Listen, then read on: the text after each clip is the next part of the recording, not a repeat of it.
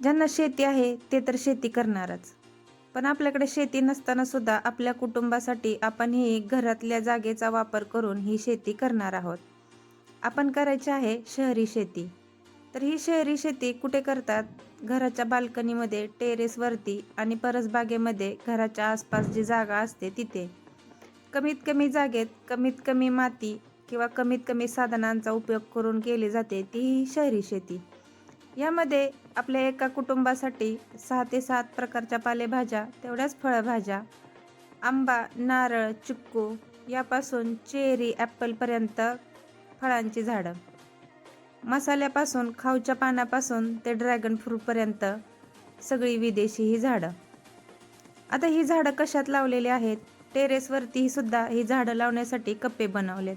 याचे फायदे की तोटे? ग्राउंडमध्ये सुद्धा गाडी पार्किंग करतो तिथं सुद्धा कप्पे बनवून घेतलेत. तर हे पण फायदे की तोटे हे तुम्हाला उद्याच्या व्हिडिओमध्ये सांगणार आहे. तर चॅनेलला नक्की सबस्क्राईब करा आणि व्हिडिओला लाईक पण करा. Bye bye.